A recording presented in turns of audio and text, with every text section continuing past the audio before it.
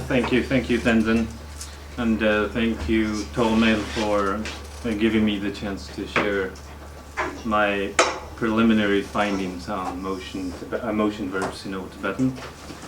And since it's an ongoing exploration, I don't have any final conclusions or major findings, but I made some observations here and there. So I'll talk about motion verbs in Old Tibetan, basically mostly based on 3 primary texts. And in terms of the structure, I have the presentation organized in following ways. I'll talk a little bit about the motion verb, and I'll talk about Old Tibetan, how scholars define it, and I'll talk about my primary sources for this presentation, and then I'll talk about the motion verbs in these primary sources, mainly focusing on 2 motion verbs, chi and sha, and later I'll also talk a little bit about chi and sha in Classical Tibetan, and then I'll conclude the presentation. So motion verb, I use the in a narrowest sense here. So motion verbs are the verbs that express agentive or self-propelled displacement or translocation of the subject. So that means if we have something like this, English sentence like this, he goes into the room. So we have an object, he, then motion verb goes, and through the path into a reference object, which is also called ground.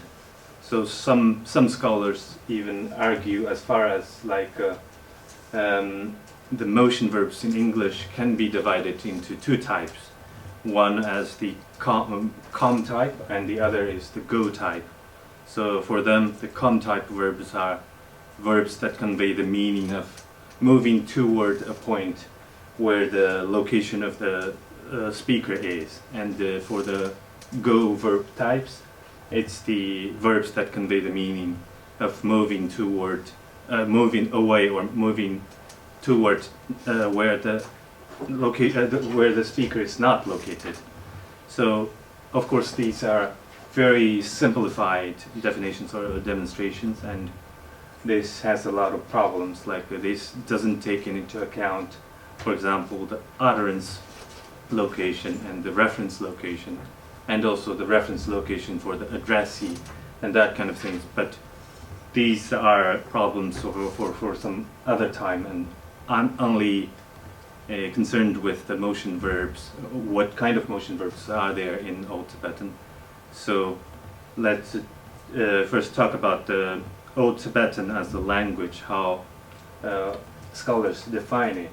So Old Tibetan language, for some scholars, Old Tibetan was the spoken language that was spoken in Yarlung Valley, the cradle of the Tibetan Empire. Together with the expansion of the empire, the language kind of spread all around the plateau and extinguishing almost all the spoken languages that are formerly spoken across the Tibetan plateau, and also other territories along the plateau. However, we are only concerned with the written text here, so this kind of approach is not very relevant. But we have some periodizations, like Miller's periodization of Tibetan language can be kind of helpful to define the Old Tibetan as a written language. For example, he has this 6 types of Tibetan language periods in Tibetan language. So he has 2 types of Old Tibetan here, like Old Tibetan from the 7th century to the first part of the 9th century, and he has another type of Old Tibetan called Late Old Tibetan, so which is from first part of the 9th century to the 10th century. But he does not justify his categorizations with evidences and in the text available. So we do not know like what are the distinctions he make between these two types of Old Tibetan. A later periodization, a recent periodization from Tsukuhito Takeuchi, this is more nuanced. We have 3 types of Old Tibetan language here. He categorizes Old Tibetan language into 3 types. Early Old Tibetan, which is from early to mid 7th to the mid 8th century, but we only have like very limited textual sources from this era. We only have Shul Pillar, which is in central Tibet, are considered to be from this era. And then he has another type of Old Tibetan called Middle Old Tibetan, which is during the heydays of the heyday of the Tibetan Empire, when Tibetan language not only became the language of the empire, also its colonies, and also the Tibetan language went through different kind of revisions and moved towards a standardization at that time. So that's his periodization of the Middle Old Tibetan. And then he has another type called Late Old Tibetan, which is after the collapse of the Tibetan Empire, Tibetan language kind of survived along the Silk Road as a lingua franca for non-Tibetans, and other ethnic groups used Tibetan language as a lingua franca. We can see it from the contracts and letters that unearthed from Donghuang and other parts of Silk Road that we know it survived there for some centuries. So he has that as the Late Old Tibetan.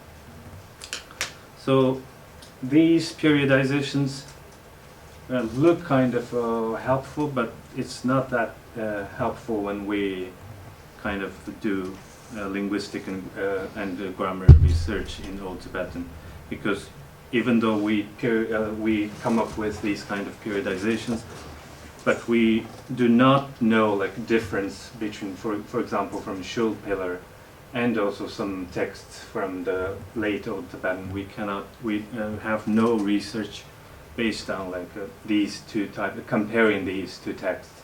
So these are helpful to a certain extent, and not that helpful when we look closely. So I have a more problematic and even more general periodization here for this presentation. I put Old Tibetan as the written text from 7th century to the 11th century, and Classical Tibetan from 11th to the 20th century. Because I put 8th century because the earliest extant text we have is probably Shul Pillar, which is from 8th century, though we believe that Tibetan script was adapted in 7th century, but we don't have any texts from then. And so then I kind of make a benchmark for the sealment of the Dunhuang cave set number 17, which was almost all scholars agree that it was happened in early 11th century. And so texts from 8th century to the 11th century falls under the Old Tibetan for me. So all the other texts, I take them as the Classical Tibetan until the mid-20th century. And we can see the distinctions and differences in terms of paleography and grammar and spelling very clearly in these two types of written Tibetan, if we compare them closely. So for the primary sources, I use 3 different documents from Donghuang. The first one is Old Tibetan Annals, which is an imperial period document. People believe, as scholars believe, that it's from the imperial period, and it's annual entries covering from the year 650 to the 748, with some gaps. So it covers almost 1 century of the activities that have taken place in the imperial court. In terms of the content, it records important events like whereabouts of the emperor and the ministers, the chief ministers, as well as like the locations where the summer and winter councils were convened, and such as military expeditions that have taken to other neighboring kingdoms, and also royal women sent to other kingdoms for political purposes, and that kind of things are recorded. It is in a formulaic kind of style. It begins with a year and end with like it was 1 year, something, and between them very formulaic sentences like the emperor was in this location in the summer and moved to the other location in the winter. That kind of formulaic style, and mostly, especially the earlier ones are very brief, like 1 line or 2 lines. The later it became more elaborate, but still in the same formulaic style.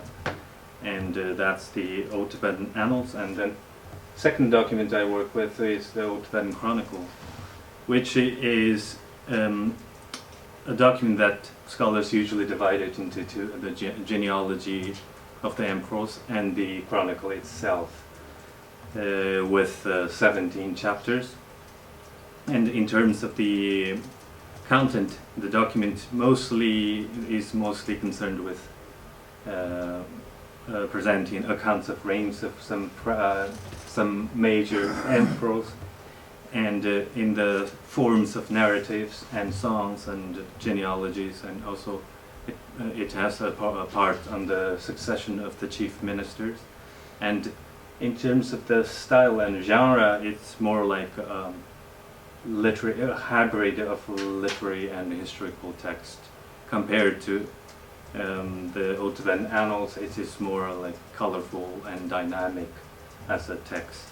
The third one I work on is the Old Tibetan Rāmāyaṇa, which is we have 6 different fragments unearthed from Dunhuang, and the scholars like Deong and others conclude that these 6 different manuscripts can be grouped into 2 recensions.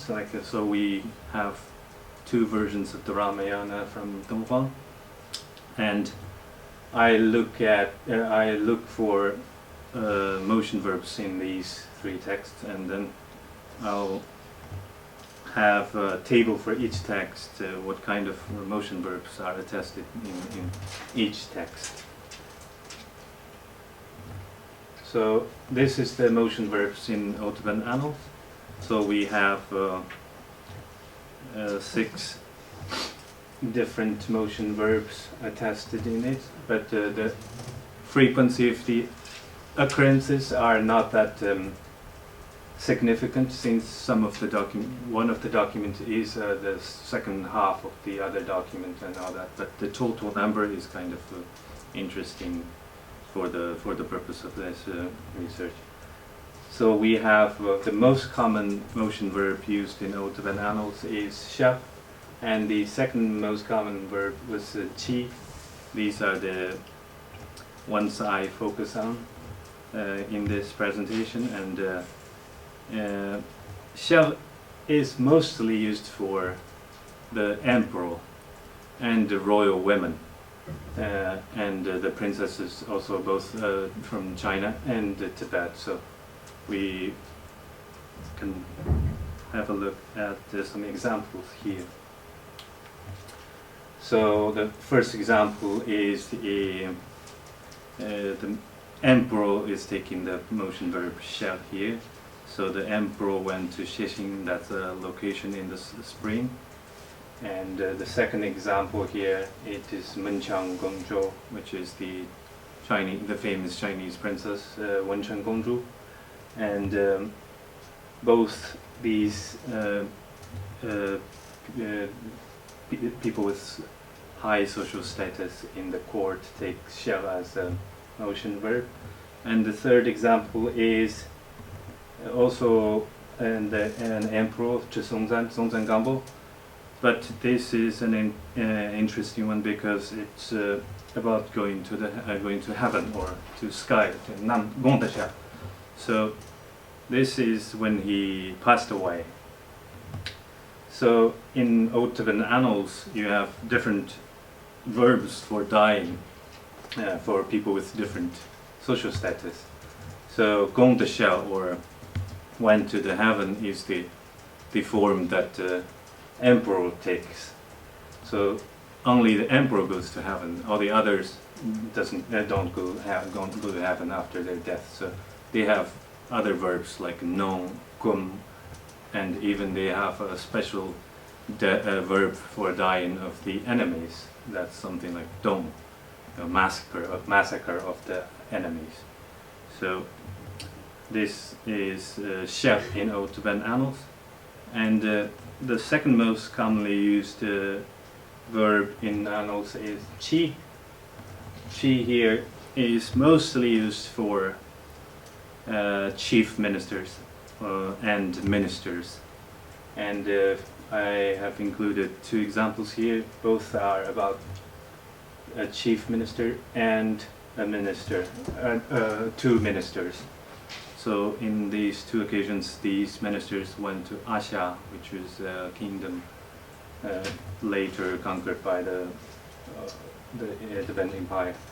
And for ministers, the text uses chi as an motion verb. So in Old Tibetan Chronicle, we have some more motion verbs attested. So we have 9 different motion verbs here in Old Tibetan Chronicle, but similar to the Old Tibetan Annals, Sheva and Chi are the most commonly used motion verbs in this document. But we also have motion verbs like njo, which is a non-perfective form, which is because it has something to do with the genre of the text, which is a narrative, and then we can get some reported speech, and in that kind of speeches we can have non-perfective verbs, motion verbs like njo. But similar to the Old Tibetan Annals,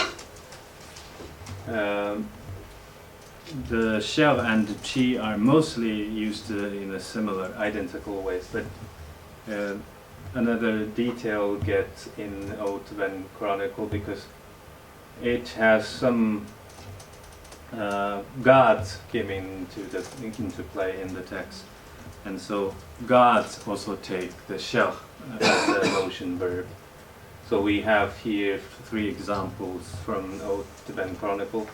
That the Princess Samakar during the Songzan Gambo's era, she was sent to Shanzhong for political purposes, and she takes the verb xia. And second example here, it's the Devla Kongyal is the personal god of Jukam Zambo, the short-lived emperor. And when he failed to take the emperor to heaven, he kind of escaped to the mountain, Mount Tase, and this is a description of that event. And the god Devlakongye takes sha as a motion verb. And then the last example here, we have a kind of a very good demonstration of using chi and sha for people with different social status. The first part of the sentence, it's about Longam, the groom who killed Jukam Zambo, the emperor, who went to his castle, Nyaro Shambo, and he takes chi as a motion verb. And in the second part of the sentence, it was the emperor who went to the Nyaro Shambo, and he takes sheva as the motion verb. This is kind of a good example where these 2 verbs are used for different people with different social status. So chi in Old Tibetan, chi in Old Tibetan Chronicle is also used similar, used almost identical to the Old Tibetan Annals, because these are also ministers here, Chombo Ponsasati, and the three ministers from these three clans, Nyang, Wei, and No. These four ministers also take chi as a motion verb when they went to their own castles.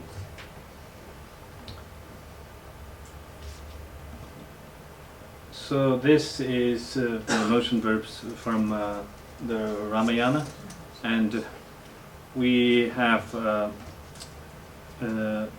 lot more motion verbs. I have a second page here, and we have 18 different motion verbs here in the Rāmāyaṇa, and because unlike the Old Tibetan Annals and Old Tibetan Chronicle, we don't have the emperor and the ministers in the Rāmāyaṇa. So who takes the verb shall here?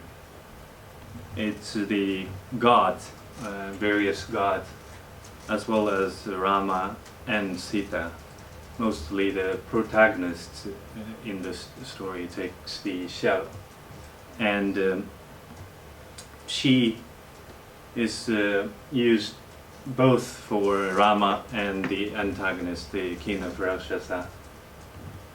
And we also have other motion verbs that are very commonly used, like song and jo, and that also has something to do with the narrative genre of the story, because we have a lot of conversations and reported speech, and that's why we have a lot of njo, non-perfective verb here. And song is attest both as an imperative and perfective forms, but it is only used for antagonists in the story. So it is used for the Rakshasas, the king of Rakshasas and his sister, and some other minor characters. So the others I'm not gonna talk about like one by one, but we will look at the chi and the shell also in Rāmāyaṇa. So here, chi, shell as the sons of the gods so takes shell as a motion verb, as well as Mahadeva, also another god that takes shell in Rāmāyaṇa. And for chi, you can see here both Rāmāyaṇa, Rama and Dashatava is the Tibetan name for the king of Rakshasas. So both these characters, the protagonist and antagonist, both take some chi. So that probably means that though the king of the Rakshasa is antagonist, but he has some kind of social status, given some social status. So he doesn't take the highest form of the motion verb shall, but he kind of takes mediocre, maybe a relatively high motion verb in Rāmāyaṇa.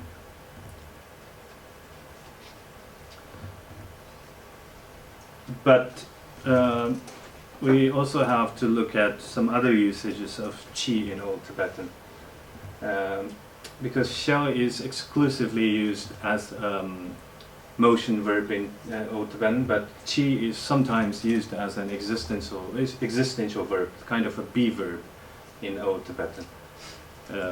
This is kind of a relatively very minimal usage, and probably 90% of the usage is as a motion verb, but 10% of the usage in Old Tibetan is as a be verb. And these are, you can find these in all three texts. Not only for example, we have here Old Tibetan Annals. We have it is similar in the sense of the characters we use it with. It's like for the ministers that we use in Old Tibetan and Old Tibetan Chronicle and Old Tibetan Annals. So we have here Lun Dongzan, the chief minister, Lun Chin Dongzan. He was in this location, and in the summer, so it's like he exists there, he resides there, that kind of thing, and not a motion verb. So it's a be verb, he was there or he is there. So in Old Tibetan Chronicle we also have a similar thing, a case where Wimpang Tore Yitzhak, another minister, he has become old and he was taking a sound bath, and that one also uses the chi as an existential verb. In Rāmāyaṇa we also have similar case here, as when the farmers offered Sita to Rama, they said something, there's no other lord in the human world who should honor her than you. So this is there is no kind of the negation with be verb is also used as manchi was used for a negation with the be verb there. So this is a usage that is attested in Old Tibetan for chi. But when we look at Old and chi, Shava and chi in Classical Tibetan, so for Classical Tibetan I use Tsangnyon Heruka's biography and songs of Milarepa, and I found 66 places where the shell is used, and only one occasion in this second example here, you rejoiceful boy, please go as you prefer. That one is from Milarepa to a random boy who he meets on the river, along the river, and he didn't lend him the horse, and then he was telling him to go.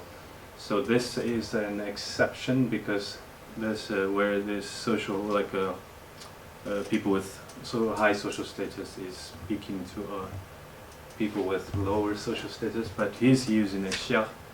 But other occasions, all the other 65 attestations are, in those occasions, shah is used as a motion verb for lamas, high lamas like Marpa and Milarepa and other lamas.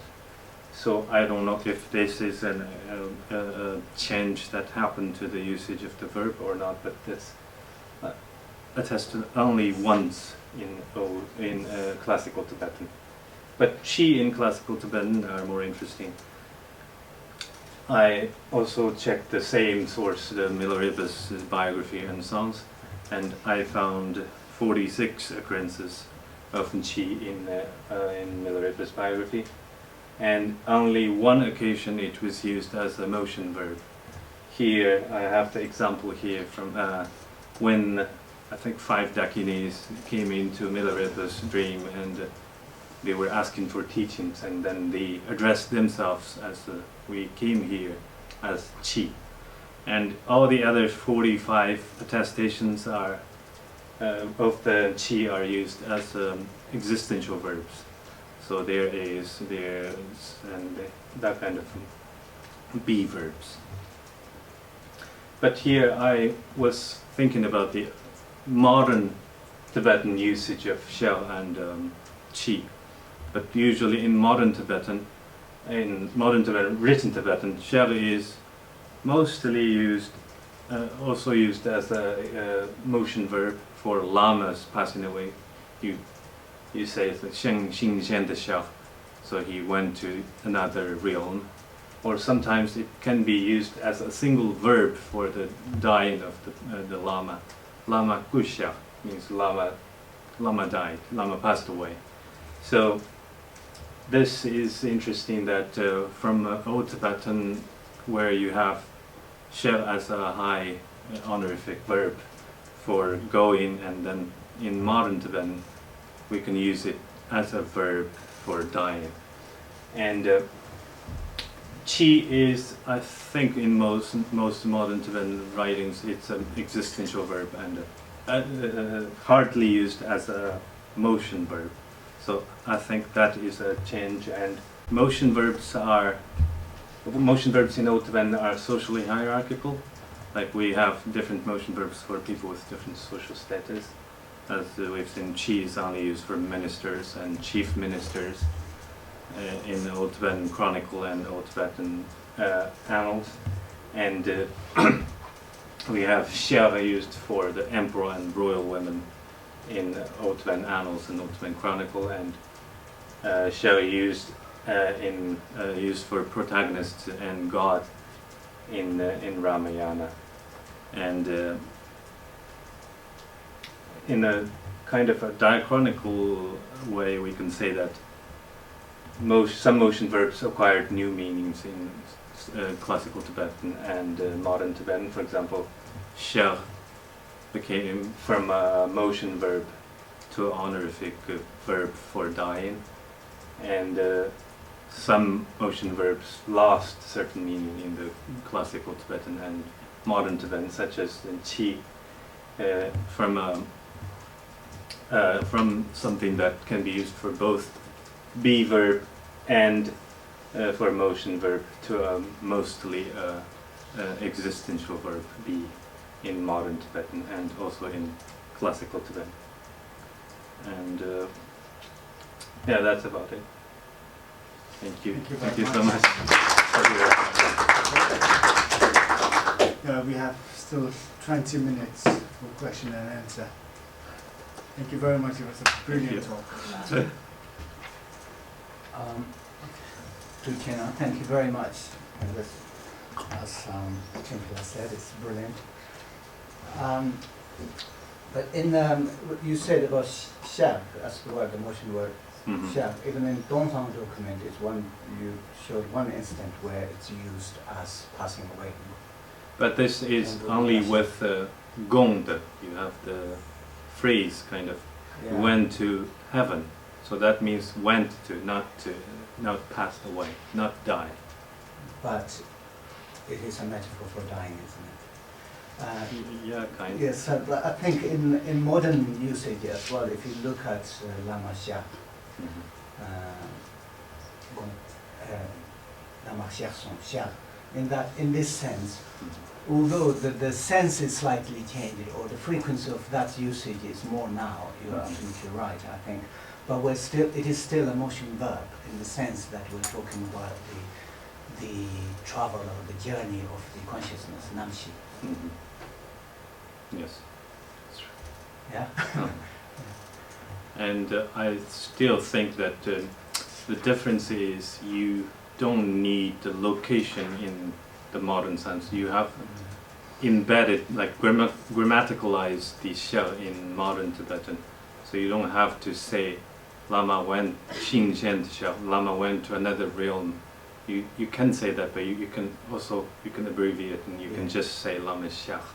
But in Old Tibetan, I don't think you can say the emperor gshegs doesn't mean emperor died. Emperor just went somewhere. So that's always so you need this gongtu, the sky or the heaven part to kind of express the dying of the emperor. That's my other question is, I mean, you might have done it, but I think it would be quite interesting to see you're looking for these motion verbs. And one of the sources that you use is Rāmāyaṇa, editions, versions. And what about Rāmāyaṇa, the classical kind of Tibetan? And I'm just wondering if you looked for these motion verbs in that text. Yes, Shanzhong Tolpas is in metrical classical stanzas and all that, right? So maybe it's a bit different from the narrative we have here in Donghong, but I think it's interesting. It's a really good talk. But you, at the beginning, you divided the motion verbs into two different types, right? But you shall always keep in that go type of motion verb. Yep. But I don't know about very old Tibetan, this document. But when you look at the classic Tibetan texts, such as seventh Dalai Lama's this ritual prayers. Share is also used is to come. Yes. Whenever you perform rituals, you invite the god to offering things. They are always like the Shasta soul means come toward the speaker, not go away from speaker. So they always use it both ways. Yeah, that's true. And I didn't find share used as for calm in Old Tibetan, but I've seen chi, the other verb I talk about. Chi is also used both ways, for go and for calm. Yeah, So I think share is the there's same plenty case. of examples. To share In- use is like to invite it. That's right. Yes, We in- use two words, share or shun. Shun is darashun, Yeah. or darasha is both ways. Yes. But I have a question is, in all the classical texts, they always use the zambo, shell, zambo, bayana, shell. Did they never use the shun instead of shell? Never. Yeah, How I good. think not in Old Tibetan Annals. I was curious about exactly the same thing, whether shek can also mean to come in Old Tibetan. And I remember that in one of your earlier slides you had one example from the Old Tibetan Annals, I think, where you had the queen and you had shek and you translated it as the queen came to Tibet. And that made me wonder whether you think shek can actually also mean to come in Old Tibetan. Yeah, Because I'm always, it's so annoying. There is this beautiful word, deixis. In Sanskrit, it's tathagata. In Sanskrit, you cannot see whether it literally means the one, the thus gone or the thus come. So because it could be gata gone or agata come in Sanskrit. And then in Tibetan, you have the same bloody problem. Yes. Yeah. And So I'm very curious how you would describe the meaning of shek in Old Tibetan. yeah, I was kind of thinking in the shoes of the narrator, and I was thinking the didactic center was in the Tibet when he was writing, so that when he was telling the story in the perspective when he's in Tibet, then maybe he will say something that the Chinese princess came I think that's to very Tibet. plausible, Yeah. Yeah. So that's maybe So it where could I also had mean a came, I come. think. Yeah. Yes. Yeah. Yeah. So But it maybe could, not as yeah. frequently as today. But it's very hard to kind of find it and decipher it in Old Tibetan without much context. Yeah. So sometimes it can be both, and so you have to pick one, and then Yeah, I you don't have know to which decide one to from what use. perspective the Yeah, writer is telling writer the is story. telling the story. Yeah. It's tricky. Thank you. Thank you. I was just like in the very beginning, you detailed all these kind of different periods of language, and your periodization would just have like a very long Yes. classical period. But is it just because you're looking at older texts in particular and not so concerned with the classical, or? Yes, but I mean I think there's not enough research has been done to like compare Tibetan written language from different periods. So, for example, Tibetan texts from 18th century, how different it is from Tibetan texts from the 14th century. So I don't know how to differentiate it, and there's no literature on like how Tibetans have written differently than 18th century Tibetans written differently than 14th century Tibetans.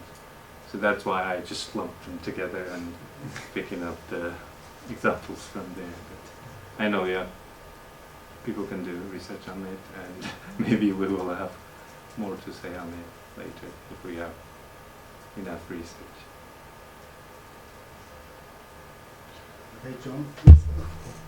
Yeah, John, you speak. Roughly how many words of extant Old Tibetan are there? Is it Like, can you repeat the Like- question? how much Old Tibetan material do we have? We have tens of thousands of manuscripts, but mostly Buddhist texts like Pramita and lots of copies of that. But non-Buddhist texts are maybe in the hundreds, maybe in the hundreds.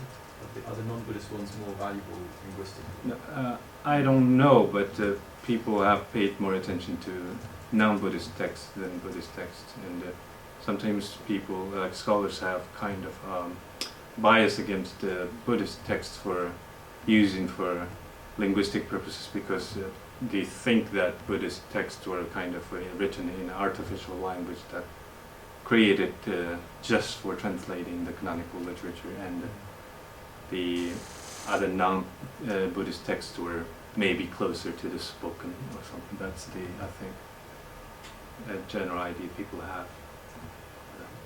Sorry, I have one more question, which is there, when you go back to Old Tibetan, is there any evidence of like cognate words with other languages? What kind of other language? Well, I guess broadly, is there any evidence that Tibetan words came more from India or more from China if you go back far enough? I don't know. I don't have a good answers for that.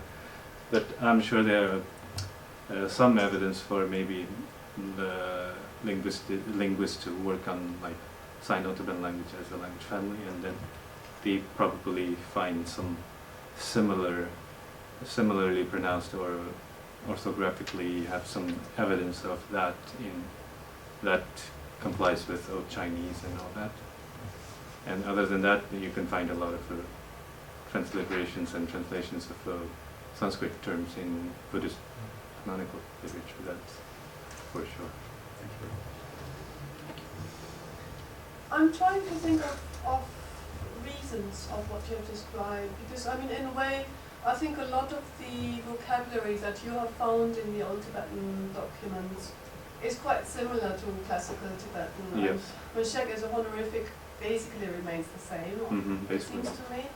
And the big difference is really chi, Chi. which means to go in older documents and tends to mean to be in later documents, later texts. And I'm wondering what is happening there, or why this is happening. Do you have an explanation? I mean, does it mean you have two separate verbs that both happen to be spelled in the same way, chi? And then because it's ambiguous and have different meanings than towards classical Tibetan, they drop one of them, so that it I think that's possible. Or is it one word that has changed over time? What do you think? I think the one word had two meanings back in Old Tibetan times, and later it was kind of ambiguous, and maybe there were other options, like there were other motion verbs that expressed the same meaning.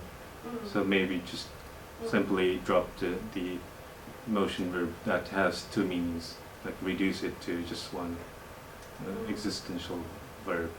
That is, I think that is a possible explanation, but I don't have a better explanation than that. But even in like a canonical literature, like Buddhist translations of Buddhist sutras and text, you can still find chi as a motion verb, because even after the standardization and all that, it didn't change the use of motion verb, and you can find chi as a motion verb. Because it got frozen, Yeah, because it was standardized, yeah, standardized, and that's what it yeah. did. Also, I guess you need to go somewhere to be somewhere. I was wondering about that. I was wondering whether that would work, whether you could, in the examples, I was trying to apply exactly that, whether it could mean someone had gone there and was there. To be, yeah. So like this perfective meaning of a completed action. But I think it didn't quite work on me, in my brain, it didn't quite work in the examples. Not linguistically, no, but philosophically. No, and we have examples for that. Chi. Chi. Mancha, chas and chi. Yeah, but did you find chasa che in the Old Chasa chi, Yeah. lamla chi, chi. Yeah. I don't think so. How about Maybe. the W Pami? Is there any? I mean, Sorry. Yeah, sorry, Well, you go ahead. I was wondering, because you didn't really go into these other verbs like joa, for Uh-huh. instance. And what this seems to suggest is that you have this threefold stratification of to-go verbs. And in comparison, like in contemporary Central Tibetan dialects and in the classical language, you have like Pepa and Goa, Mhm. of shesa forms and non-shesa forms. Mhm. Is it the case here that then drop, for instance, would be used for animals, and chi for like high demons, and then shak for emperors? That you have a threefold distinction? No, I don't think so. But Jo is non-perfective form in Old Tibetan, Okay. so it's not used for past tense, only for future and present tense. And so that means it's not honorific. That's the same, I think, for classical and Old Tibetan and modern Tibetan.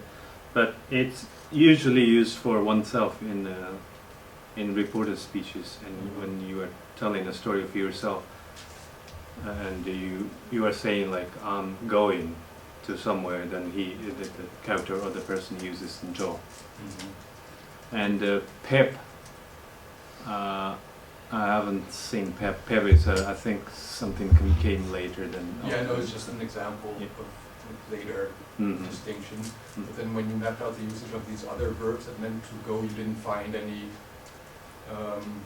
distinction from the usage of chi, other than that it's used for the speaker himself, in the case of drop. So that means it's not an honorific term, and Right. they do not use it for people with higher social status. Right, So that's, I think that's similar to classical, right? Classical Tibetan. Well, yeah, the point is if you have like a very non-honorific one, then chi, which accords some standing, and then shek, which accords more standing still, Uh-huh. then you have like three levels, Well, right? 3 levels. That seems to, as far as I know, is absent from classical Tibetan, but perhaps some, Oh yeah, you know. yeah. It's a bit different. You only have 3 levels, like a plain form. Then you have a high honorific, and then you have a honorific in here in Old Tibetan. So that's 3 forms Right. usually. Anna. Yeah, Anna. thank you. I was wondering, why did you choose the verbs of motion? What is so special about them? And then the second part of the question, how do we define maybe verbs of motion? Like, for instance, I know that in linguistics in some languages, even modern French, the verbs to be born, to die, to be somewhere are taken as verbs of motion, and they have the same syntactic structures and grammatical structures. So maybe it's not that far, or it doesn't change that much, that the motion verb then means to be or to die.